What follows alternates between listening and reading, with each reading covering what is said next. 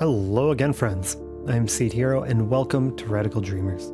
We just had a weird conversation with Grismeld the goblin, who seems to be all aboard our plan of killing Lynx. He ended up giving us a key so that we can go to the dungeon. We don't know exactly what we're going to find there, and I'm surprised we weren't really given any information from him. But either way, we have a key and a destination. There's something there. I listened carefully. A figure appeared in the darkness on the other side of the corridor. It's a skeleton. We've readied ourselves for a fight. We're gonna attack.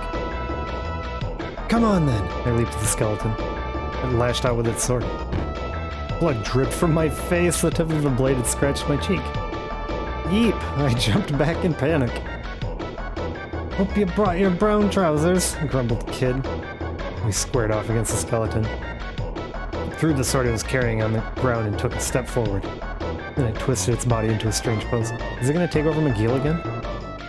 Wait, is it doing what I think it is? It proceeded to contort itself further, adopting a shape that can only be described as highly suggestive. For a moment, no one knew how to respond. What the bloody hell? What should we... Wait, kid, look at Meg. Yeah, Meg's bewitched. There's no way he'd be of any use to us. I'm gonna attack. Come on then, I charged the skeleton. Took advantage of the opening created when it raised its sword and kicked it as hard as I could in the lower spine. There was an almighty crack as the bone snapped. The skeleton fell in two. A split second later, Kid landed a massive blow on the top half. With its skull shattered, the skeleton immediately came to a halt. Huh, guess you can't fight after all. We defeated the skeleton. Yeah, that's a surprise to me too. I think that's the first time we've done anything remotely useful. Kid turned her attention back to McGill. Can't believe this drongo, though. She brought her fist down hard on his head. Maybe that'll wake you up. Now, if we're done here, let's get a bloody move on. What was I? Oh, ow. I was starting to feel a little worse for wear. Gonna have to be a little more careful from now on, or this is going down badly. That was another fine bloody mess. What are we even bringing for, Serge? I helped that time. You don't have to be mean to me.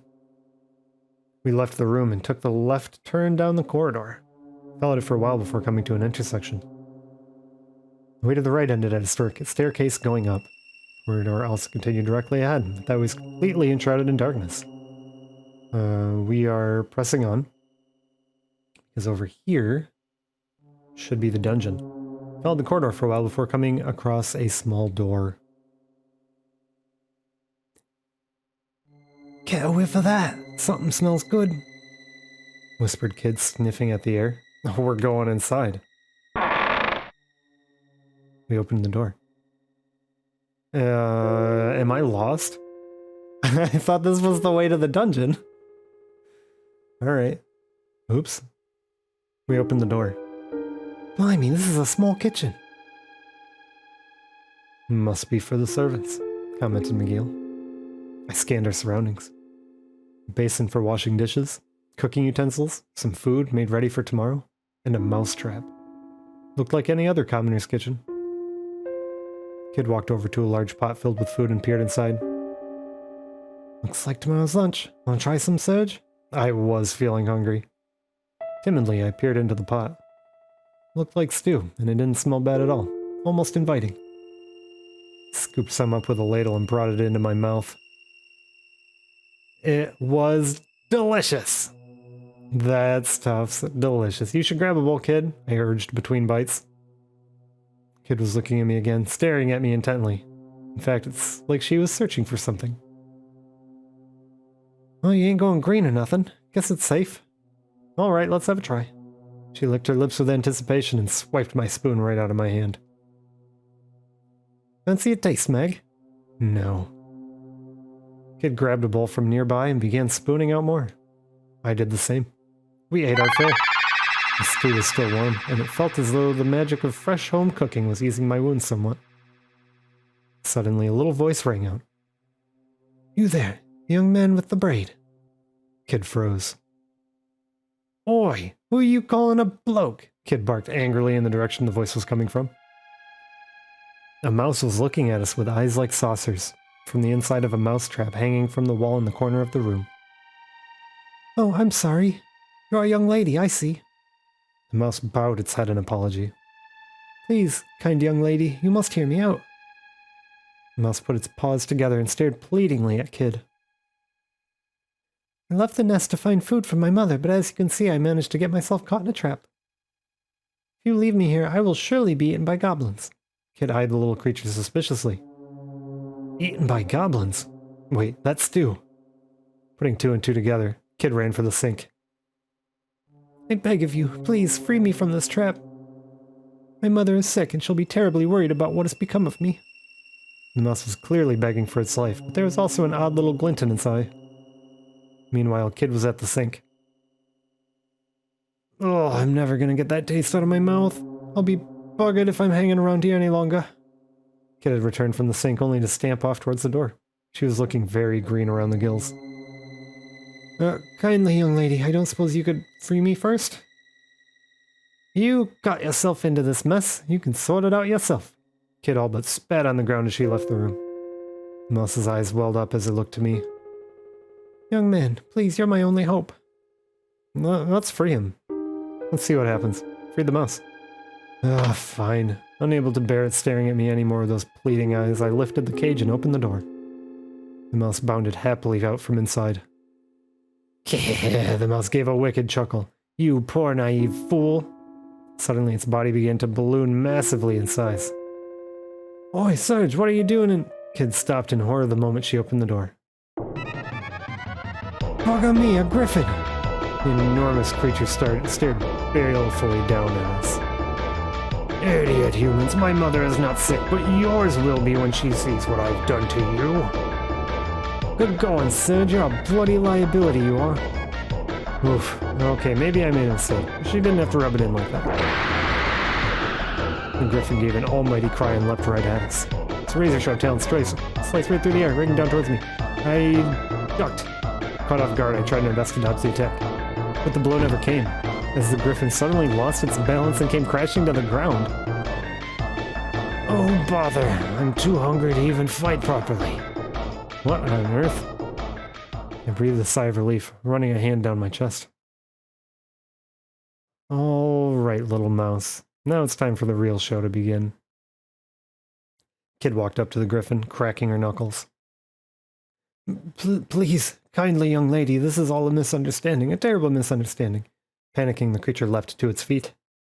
You can't kill me, I have useful information. If you let me go, I promise I'll tell you everything I know, everything. Yeah? How much a promise from the likes of you worth? Kid took another step toward the griffin, not skipping a beat. Oh, please! Kid kept on coming. The griffin kept on shrinking away. Enough! McGill called for Kid to stop. Let's hear it.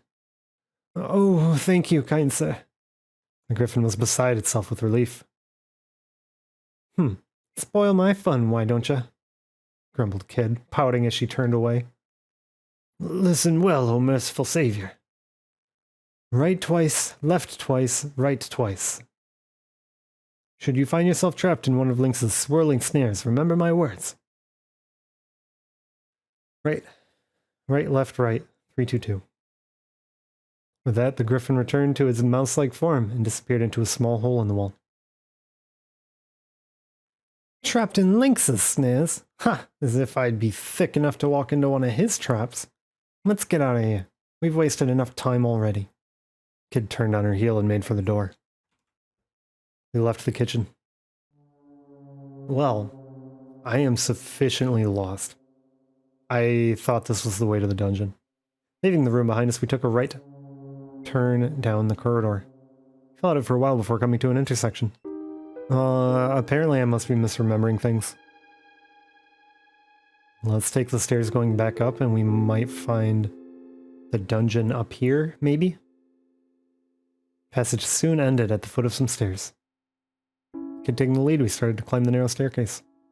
When we reached the top, we found ourselves at the end of a long, straight corridor. We continued on.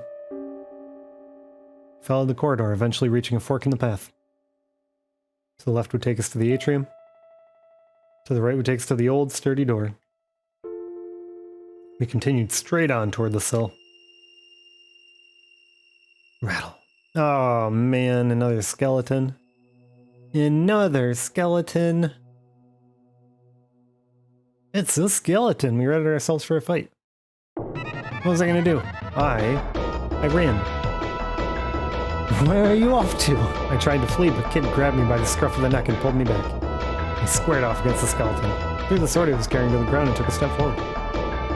It twisted its body into a strange pose. Okay, so it's gonna take over McGill again.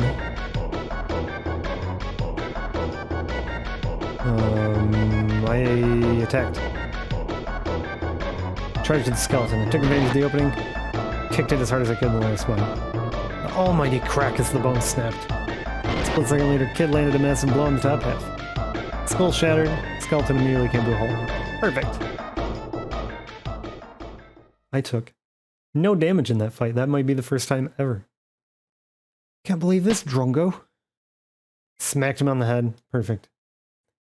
Think we'd get used to that by now. Whew, I'd taken a few knocks, but I was alright. Scraper 2 wouldn't stop me.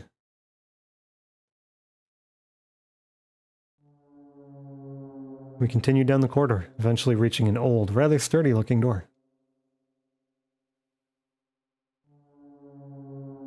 Right, we got the key from that creepy old goblin. Should do the trick. Kid slipped the key into the lock. The heavy door groaned slightly as it slowly swung open. Clammy air rose up around our feet, as if crawling blindly through the darkness. This didn't seem like the kind of place anyone in their right mind would visit voluntarily. But here we are. We pushed the heavy iron door the rest of the way open and stepped into the darkness. There was a row of cells, all locked behind iron bars. 1, 2. Oh, Gulliver, Melgid, Zoranda, please forgive me. Please forgive me. We heard a voice from the third cell, whimpering and crying pathetically. I strained my eyes to look inside. Faintly in the darkness, I could see something that looked like a man sitting on the floor. So this was the source of the voice. Oi, you alright, mate? Kid called out to the figure. Forgive me, it's all my fault. It's all my fault. The Dragoons never deserved this. General, Lady Riddel. Oh, forgive me. I beg of you. The old man didn't seem to respond to us at all. He only sat facing the wall, begging forgiveness for who knew what. Hello? Can you hear me? Kid asked again. There'll be no getting through to him. His real self will have long since retreated inside the shell that he has created, said McGill, cutting her off. Shell? What do you mean? I asked. He has built a shell around the core of his psyche in order to shield himself from the truth. He's running from something terrible. He's seen something or been through something, or has done something.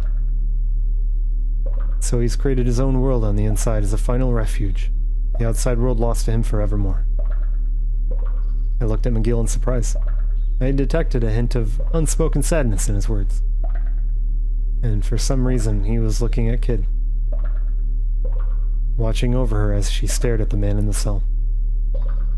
Seeming to notice my gaze, McGill turned back to face me, assuming his usual emotionless expression once more. We live in a world of sorrow and foolishness. It's only inevitable that some would try to escape it.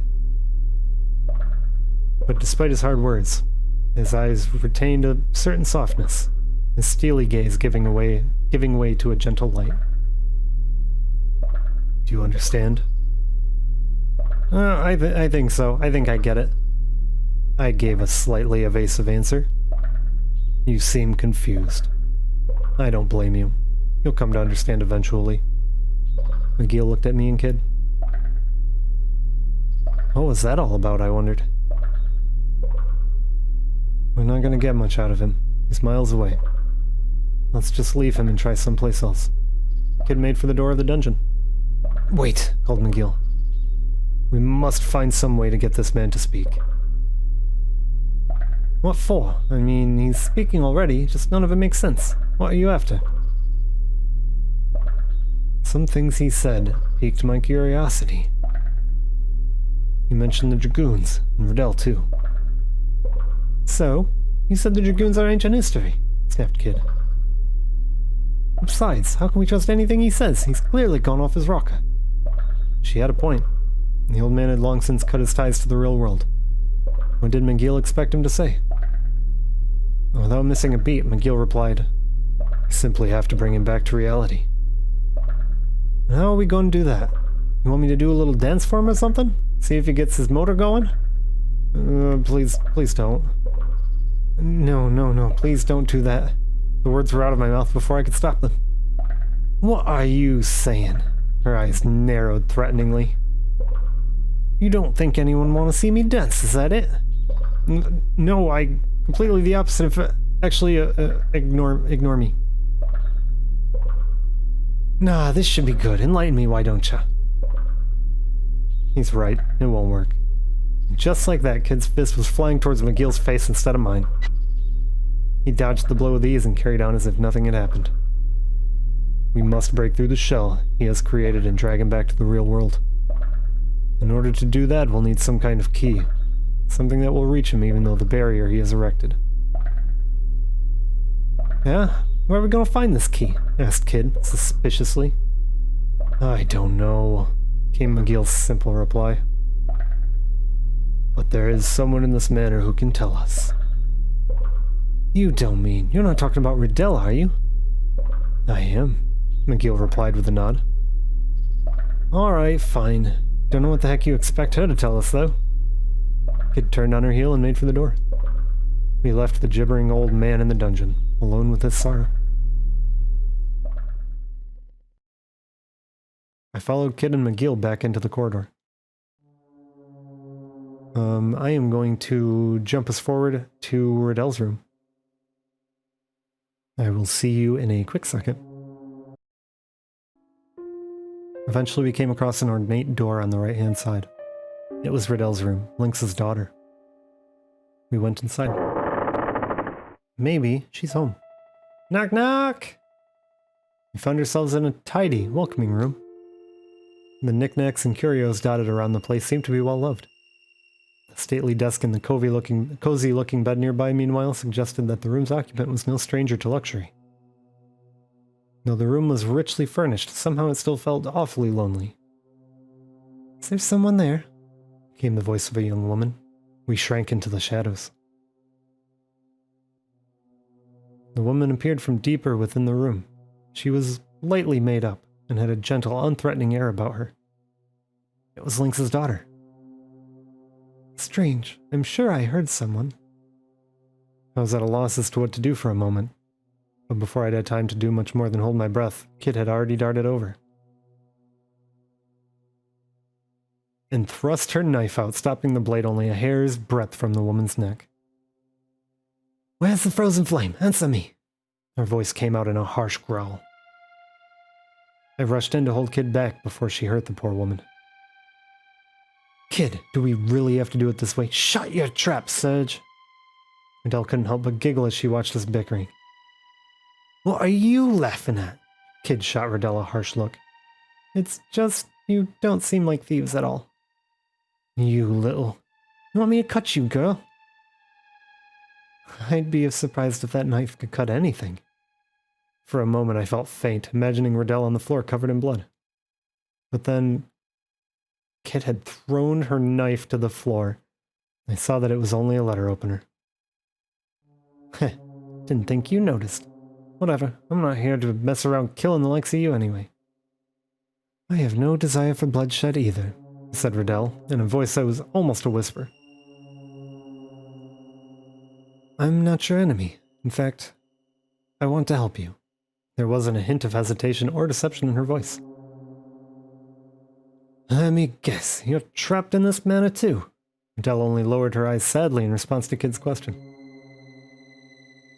The frozen flame should never have been allowed to fall into Lynx's hands. Riddel spoke quietly, but deep emotion clearly underpinned her words. The flame was once the property of an ancient kingdom to the north, who kept it for generations. It was said to have the uncanny power to guide people and change history itself. After the kingdom fell, the flame changed hands countless times, until eventually it came into my father's possession. That was before I was born.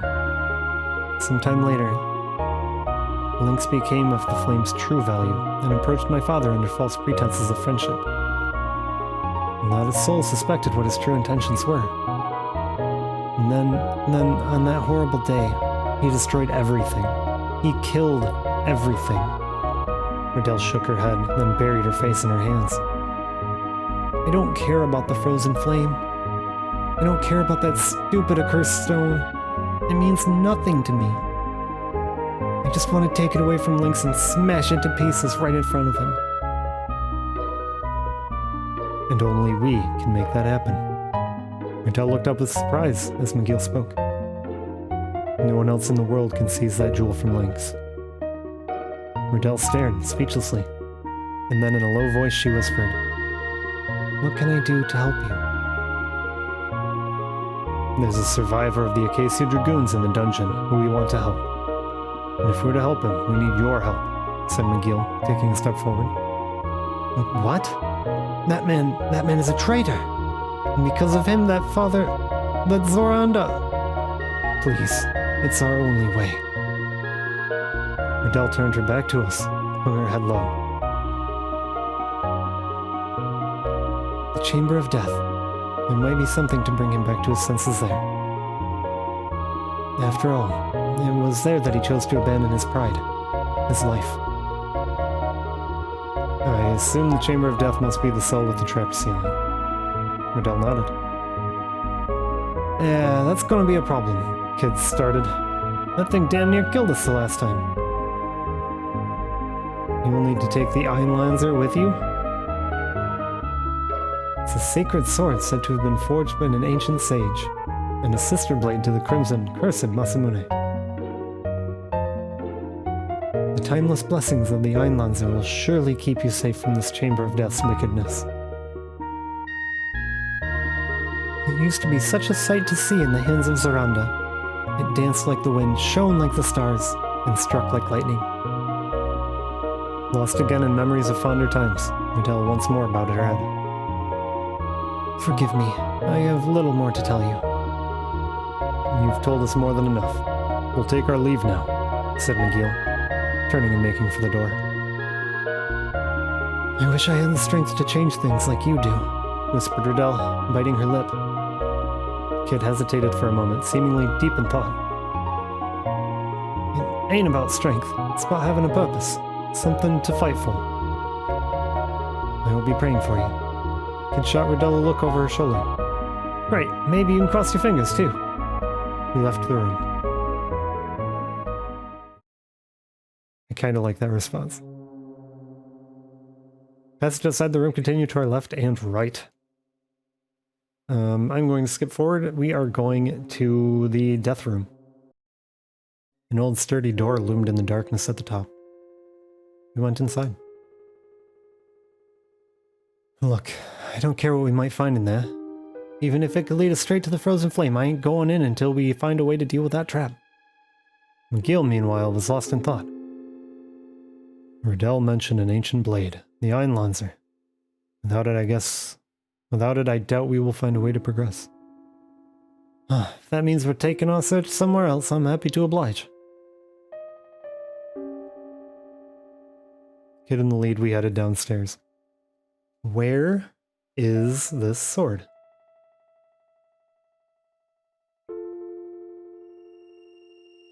I'm gonna go to Lynx's room because he has that mirror of truth in there. And that mirror might be able to tell us where we'll find it. So we're going to jump there real quick. And by real quick, I mean very slowly because we got ambushed by goblins. Kid stopped in her tracks, signaling to us with a hand behind her back. She drew her knife and stared into the darkness. We heard the clinking of metal from just ahead. Goblin guards. It wasn't likely that there'd be anyone else in the going for a nighttime stroll around the manor wearing armor. I drew my knife and readied myself. Picked up on the situation pretty quickly and drew my knife, preparing for a fight. Kid gave me a sideways glance. You know something? You're starting to look like a real thief. Now you just need to walk the walk, she grinned. Alright, Sedge, McGill, let's get him. Kid leapt forward, confident as ever. It was like she thought nothing could go wrong. There were 5 of them in total. They weren't any ordinary goblins, though. Having been well looked after in this palatial manor, they'd grown to be even bigger than McGill. Each of them was carrying the manor goblin's trademark, a morning star consisting of a rod and a heavy spiked iron ball on a chain. Wait, or is it a flail? I never remember. I didn't have time to think much more about it. The goblin came rushing at it, swinging its thing. Charged with a knife. I held out my knife in front of me in an attempt to parry the attack, somehow. Suddenly, the goblin disappeared. I looked to the side and see it was buried in the wall, arms and legs akimbo. Do you really just expect to stop a Morningstar with only a knife? Your stupidity will get you killed, shouted McGill, turning to face down 2 more of the goblins. Look, McGill, I'm trying to read things out loud here. I grabbed the fallen goblin's weapon, prepared to fight. Grabbed the Morningstar with both hands and swung it down with all my might. Wham! There was a dull thud as the iron ball crashed into the goblin's helmet. He wouldn't be getting up again anytime soon. I looked at Kid. Kid was squaring off against 2 of the goblins. Their dull, lumbering attacks couldn't touch her as she deftly sidestepped each and every one, striking back nimbly with a knife held in both hands. That was Kid's style. Float like a butterfly, sting like a bee. But stings make for tough going against enemies that can really take a beating. Both goblins were covered in cuts, but their attacks were as powerful as ever. They rushed in to help Kid dealing with one of them. The enemy hadn't noticed me yet. Took my time and chose my target. I attacked with the Morningstar I picked up. I gripped the Morningstar with both hands and swung it with all the strength I could summon. There was a dull thud as the spiked iron ball crashed into the goblin's helmet. It should have knocked the creature clean out, but it was still standing. The goblin turned around, its own Morningstar dangling from its hand. Its eyes were twitching madly. I'm in for it now, I thought. Then its pupils rolled up into the back of its head and it crashed lifelessly to the floor. I breathed a heavy sigh of relief. You okay, Kid? She wiped the blood off her knife, not saying a word in response. Then she sheathed it and took a step toward me. There was a terrifying look on her face. I was sure I was about to get into earful. She cast a glance at the goblin on the floor. The iron ball was deeply embedded in its skull. Blimey, that must have hurt, she muttered, and she looked back at me. Never used a Morningstar before, have you? Could have just as easily knocked your own block off swinging it around willy-nilly like that. Be more careful next time, alright? I thought she was going to yell at me like usual. There was something almost nice about the way she was telling me off. Thanks, she said softly into my ear, as I felt something warm and soft on my cheek. We got a smooch. I'd taken a few knocks, but I was alright. Scrape or 2 wouldn't stop me. And Kid's back to yelling at us. Perfect. And now we're going back to Lynx's room.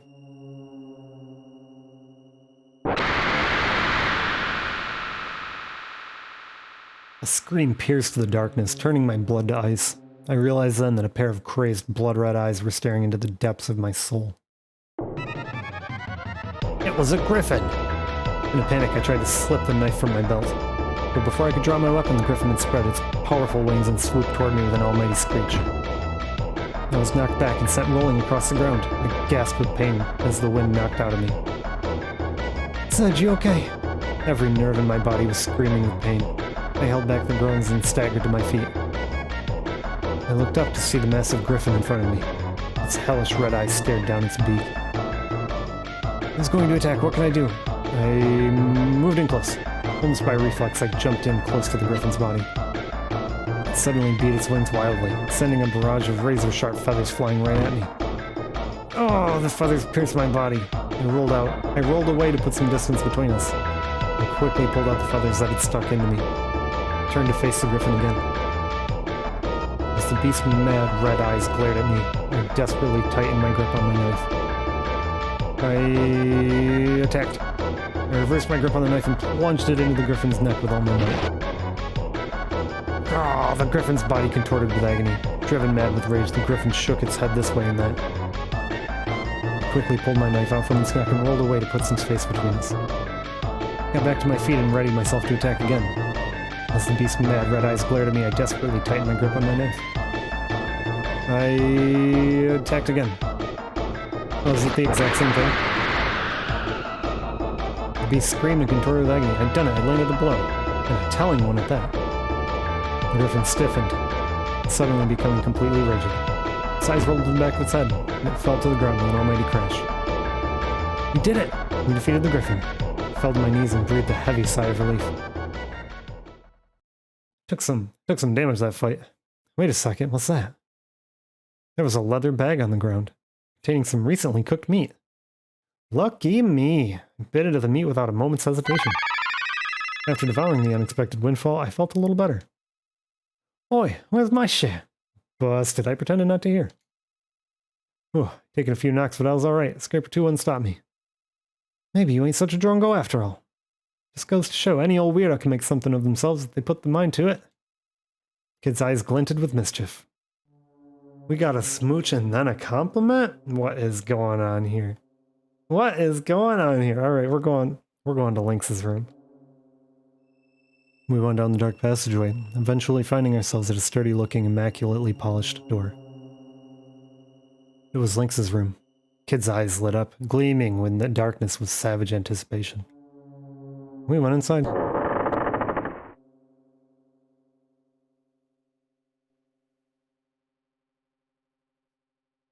So this is where you've been hiding, Lynx? Yelled Kid as she barged into the room. What, is Lynx here? I followed after her, panicking. Looked around to see. No one else but us. Where is he? Kid was just standing there, clearly not in any danger at all. It was a joke, idiot. All the strength drained from my body. Heh heh heh. Thought I was serious, did ya? Chuckled Kid, trying not to laugh too hard. I bet you wish you were living the easy life rather than traipsing around after me, huh? Haha, your face. I ignored her and walked over to the mirror draped with the red silk cloth.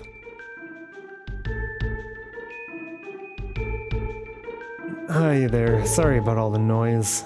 The statue of Venus in the mirror giggled back at me. That's quite all right, Serge. What is your desire? Came her husky alto. Nothing much, just thought I'd check up on you since I was here. You mustn't say such things. Your friends will become envious. She giggled mischievously. You what? Said Kid, her voice completely flat. And why would I be envious? Please, there's no need to get upset. I have a gift for you. Yeah? Yes, well, one might call it that. You see, I thought you might be interested to see what it's like inside the mirror. Wait, so you're inviting us to the realm of mirrors? Kid's interest was suddenly piqued. It won't take much of your time. Come, Kid, step inside. The surface of the mirror rippled like water. Kid reached out her hand toward the glass, then hesitated. She deliberated for a moment before finally pulling back. You go first, Serge. You're our favorite. Are you sure? Kid nodded, and filled with excitement, I pressed my hand to the mirror. The surface was cool, like cool water on my fingertips. No, Serge, you mustn't.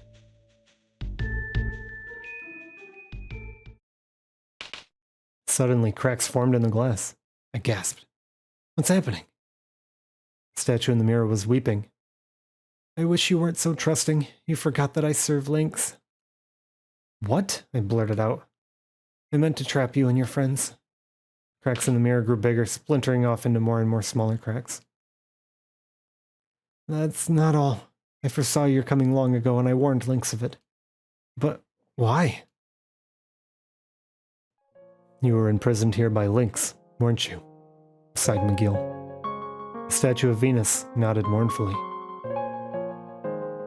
He sealed the path to mirrors beyond, preventing me from leaving the manor. Were someone to shatter all the mirrors within the manor's walls, I would be doomed. I would vanish, separating from my siblings forever. Eventually, the statue raised its head. But I cannot stand to be at his mercy anymore. Cracks deepened further, and shards of glass began to fall to the floor. Stop, I can't let you do this, I yelled, grabbing the mirror frame with both hands. This is what I want. Lynx will not suffer me to live after betraying him, said the image in the mirror, looking at me. But why are you trying to help us? Will that be your final question, Serge? Something in its voice felt like the trace of a smile. Very well. The truth is, Just then, the mirror finally split from top to bottom. The image's lips moved gently, but no words came. I tried to scream, but I could do little more than a whimper.